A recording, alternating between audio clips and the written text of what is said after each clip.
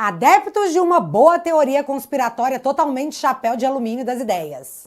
Vos trago conteúdo? E é aquela, né? Precisamos de novas teorias conspiratórias porque as velhas se mostraram totalmente verdadeiras. E aí, meus amigos? Bom ou não? Nesse vídeo eu quero falar sobre como o Lula virou o queima-filme do rolê e como ele se beneficia dos escândalos envolvendo a Suprema Corte, porque divide a nossa atenção, né? Portanto, nesse vídeo serei democrática, viu só, Gilmar Mendes? Bora falar dos dois. Quero comentar sobre um possível cavalo de pau que a Globo pode estar dando. Mas, Globo, eu sei o que você tá fazendo, viu, querida?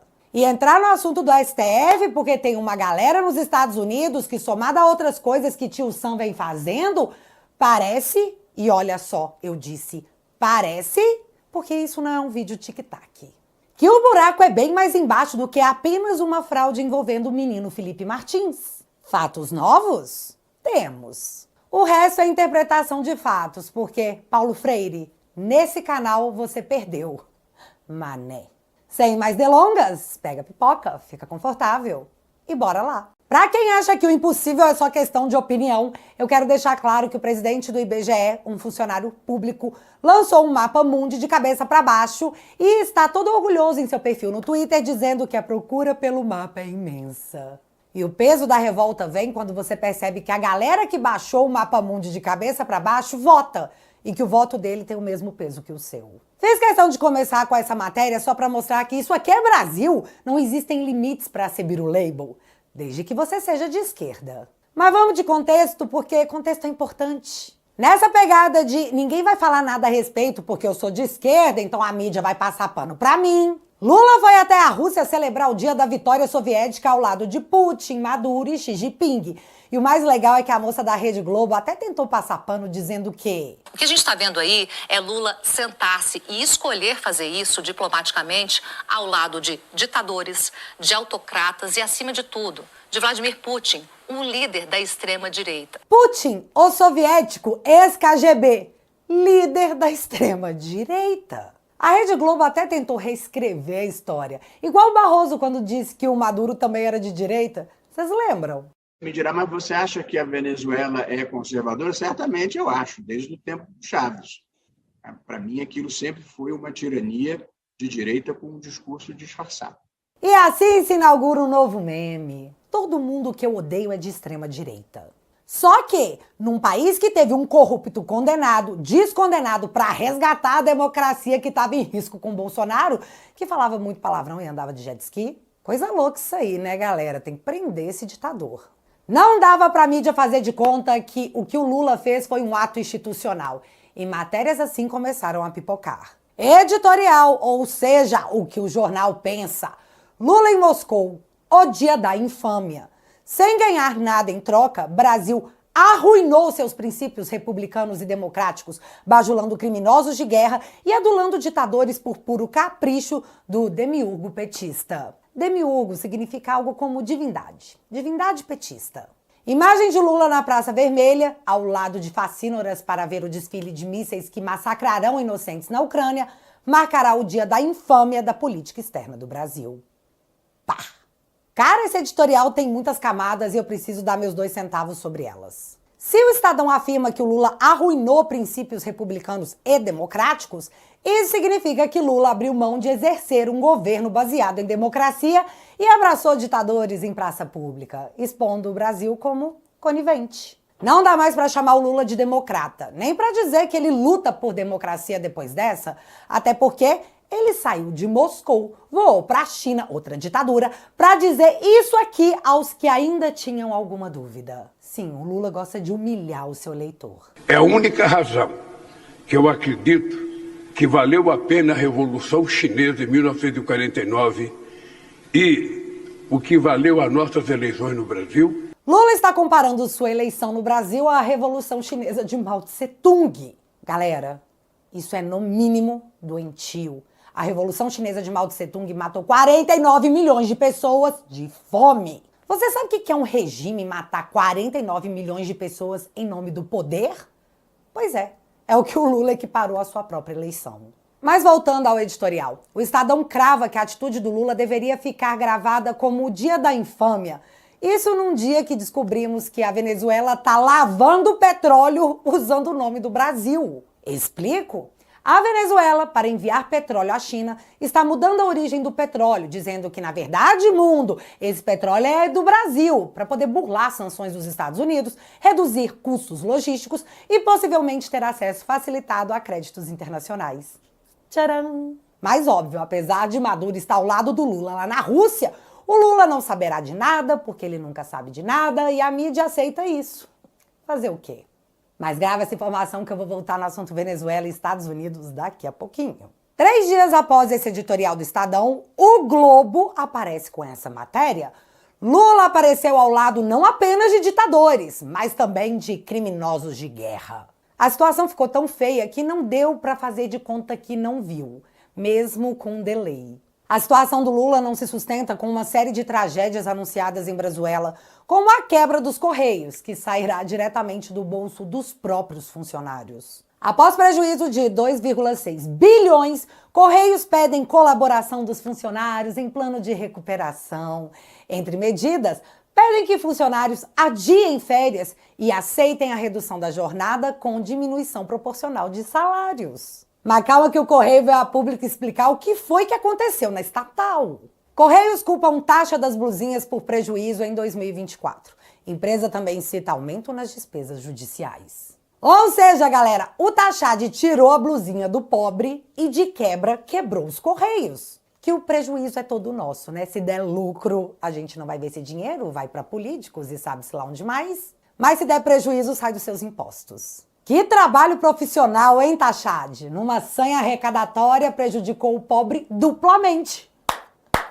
Parabéns por tanta incompetência.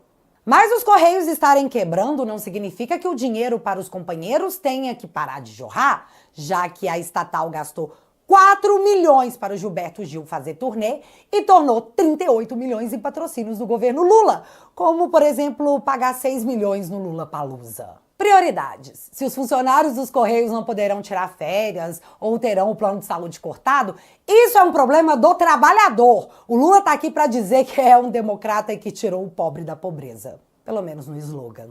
E já que a Globo tá chancelando tudo isso aí, tá sussa. Se bem que, lembra que eu falei que a Globo podia estar ensaiando um cavalo de pau? A crise do assalto a aposentados no INSS bateu muito, mas muito forte no Lula. Nicolas fez um vídeo que terminou de jogar a caca toda no ventilador.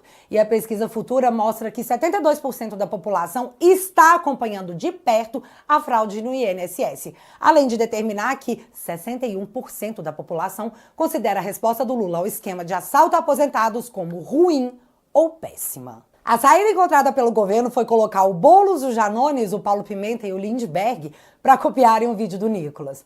Mas foi pior do que um flop. Foi humilhante mesmo. E por falar em Janones, ele começou a devolver o dinheiro que surrupiou dos brasileiros através de sua rachadinha. E essa, senhoras e senhores, é a cara da esquerda no Brasil.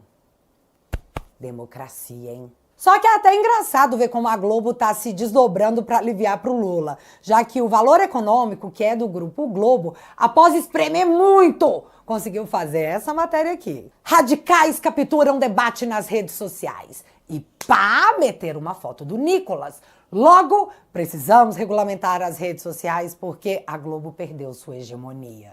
Só que alguns de seus jornalistas entendem que precisam salvar suas biografias antes que esse barco termine de afundar. E não, Daniela, esse tempo pra você já era. Foi mal. Malu Gaspar estampou sua matéria do Globo com o seguinte título: Salvação dos aposentados? Esquerda brigou para manter descontos que levaram à fraude do INSS. E essa parece ser uma resposta da Malu Gaspar aos militantes de esquerda que estavam subindo uma tag lá no Twitter dizendo que o Lula salvou o INSS. Não tô brincando, isso aconteceu. De novo, o voto dessa galera tem o mesmo peso que o nosso. A questão do INSS irá virar CPI ou CPMI, ambas protocoladas na Câmara e no Senado com números de assinaturas suficientes. A CPMI depende do Alcolumbre, que tá viajando pra China com Lula.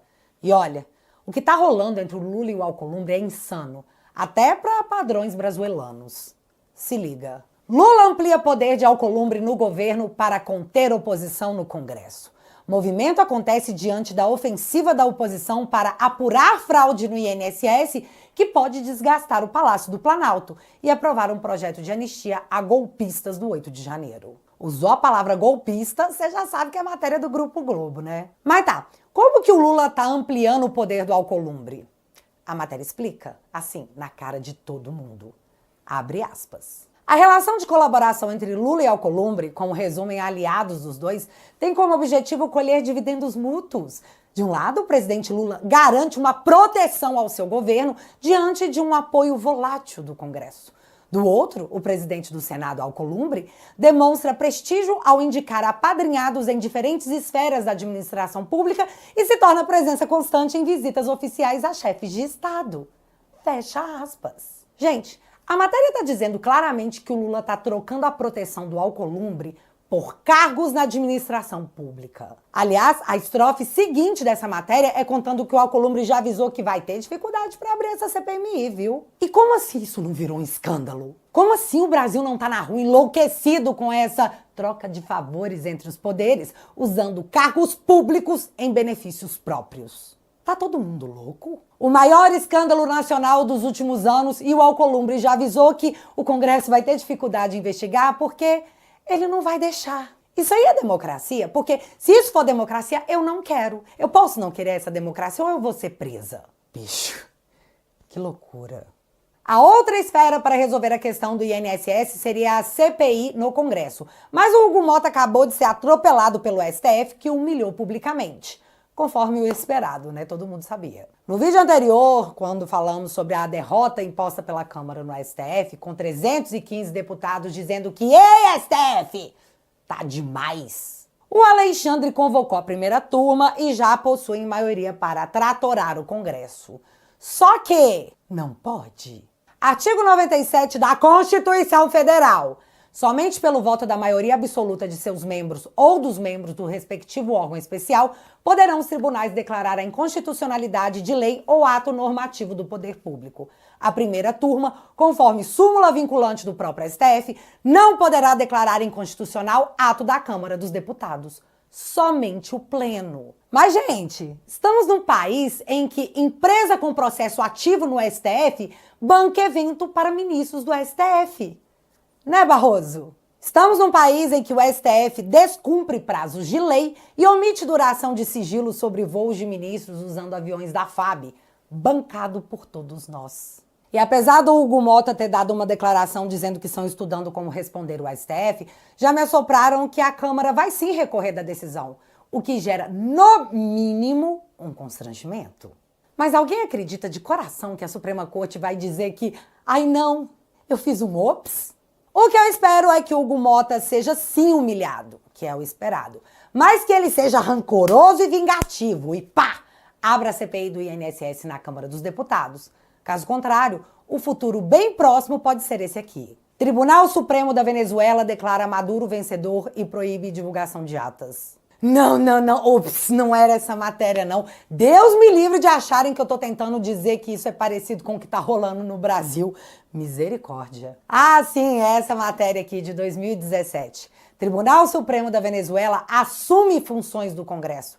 Parlamentares denunciam o caráter ditatorial do governo e pedem mobilizações nas ruas. Em 2017 a matéria era essa. 8 anos depois, veja como tá a Venezuela. E aí eu lembrei daquela frase: os sábios aprendem com os erros dos outros, os tolos com os próprios erros, e os idiotas não aprendem nunca. E já que eu citei Venezuela, chegou a hora de você pegar o chapéu de alumínio para um momento mega teoria conspiratória. E eu tenho que dizer que é só isso, uma teoria conspiratória, tá? Esteja ciente, por favor, não me prende, STF. Então, esses dias atrás veio ao Brasil o cara das sanções internacionais, mas a mídia correu para dizer que não tem nada de sanção não, tá? O cara veio para falar do PCC. Vocês lembram, né? Mas por quê? No início do ano, o Trump assinou um decreto sobre cartéis, onde os classificava como grupo terroristas.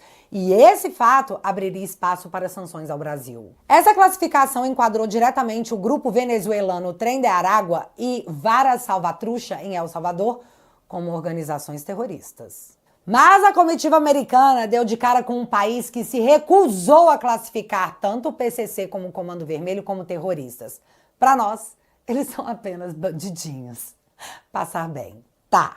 Na noite de segunda-feira, o Trump determinou que os cidadãos americanos deixassem a Venezuela no nível de risco 4, que significa perigo extremo de detenções injustas de americanos, risco de tortura, terrorismo e outros crimes.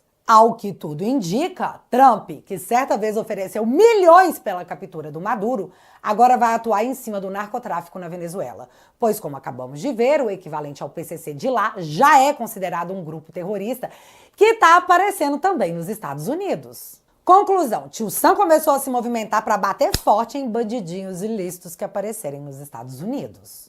Em março desse ano, um grupo de 18 brasileiros ligados ao PCC foi preso nos Estados Unidos acusado de tráfico de armas e de drogas, a mais pesada que rola nos States. E o que chamou a atenção é que a maioria desse grupo estava lá de forma ilegal. A maioria. Não todos. Aí a galera começou a se perguntar como que integrantes do PCC entraram legalmente nos Estados Unidos. Agora eu vou conectar o fato à teoria. O caso do Felipe Martins é investigado como uma fraude cometida no sistema de imigração americano. Alguém com acesso ao sistema e com um cargo alto para conseguir tal proeza, inseriu falsamente os dados do Felipe no sistema, gerando assim uma entrada falsa, porém ao mesmo tempo autêntica, já que foi feita dentro do sistema por uma pessoa que ainda não sabemos quem, ou sabemos, mas ninguém contou ainda, vai saber, que possuía os meios de fazer tal registro. Inicialmente, todos imaginavam que seria algo super simples de resolver. Afinal, ficou comprovado que uma fraude foi cometida na imigração americana, algo levado muito a sério pelo governo americano. Então, Felipe entrou com um processo querendo saber quem e em qual data aqueles dados foram inseridos. Foi quando fomos surpreendidos com a negativa do CBP, que é o órgão do sistema de imigração. Além de uma tentativa de resolver tudo administrativamente, sem precisar envolver a justiça. Coisa que o Felipe negou e foi pro pau.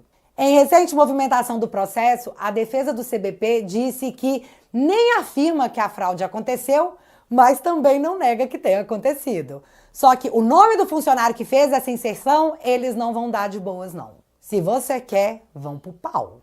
E aí muita gente ficou confusa. Afinal, o que o CBP ganha em proteger um cara que fraudou o sistema americano de imigração? Alegação de segurança nacional? Ainda não sabemos, mas isso chamou a atenção de que o buraco pode ser mais embaixo. E se, olha só, eu disse, e se não tiver ocorrido a cooptação de um funcionário para a inserção de dados falsos do Felipe nos Estados Unidos? E se, na verdade, esse esquema já acontece há tempos e foi utilizado para inserir o nome do Felipe? E se esse esquema for real? Quantos brasileiros já foram enviados para os Estados Unidos nessa modalidade? E se tudo isso não passar de uma teoria conspiratória mega chapéu de alumínio, vocês imaginam o tamanho da encrenca que pode estar a caminho? Ah, Bárbara, você citou a questão do PCC por quê? Você tá querendo dizer que estamos exportando bandidos usando fraude no sistema de imigração americano? Não, longe de mim. Eu só fiquei impressionada com o time que as coisas acontecem em Venezuela. Pegaram integrantes do PCC nos Estados Unidos que entraram de forma legal, vieram para o Brasil tentar classificar o PCC como terroristas e receberam uma negativa. Lula foi para a Rússia com Maduro encontrar outros ditadores, enquanto a Venezuela estava lavando petróleo para a China usando o nome do Brasil. Aí os Estados Unidos mandou americanos saírem da Venezuela, enquanto no mesmo dia o CBP disse que não vai dar amigavelmente o nome da pessoa que fraudou a entrada do Felipe nos Estados Unidos. E no meio disso tudo, eu só lembro do Gilmar Mendes falando que, nossa, se um golpe tivesse acontecido, hoje não estaríamos numa democracia. E é isso, gente. Mega teoria chapéu de alumínio, né? Mais que o Felipe Barros, presidente da Comissão das Relações Exteriores e Defesa Nacional, se encontrou nessa segunda-feira com Mike Pence, isso aconteceu 100%.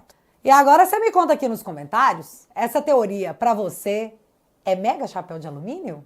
Euzinha não darei minha opinião. Certa vez eu disse que o Lula andava com ditadores e eu fui processada pelo Zanin, ex-advogado do Lula, atual ministro do STF. Então, minha opinião foi criminalizada pela democracia tupiniquense. Ou brazuelana, o que não deixa de ser triste. Acontecendo alguma coisa de relevante ou irrelevante, a gente volta. Beijos, galera! Fui!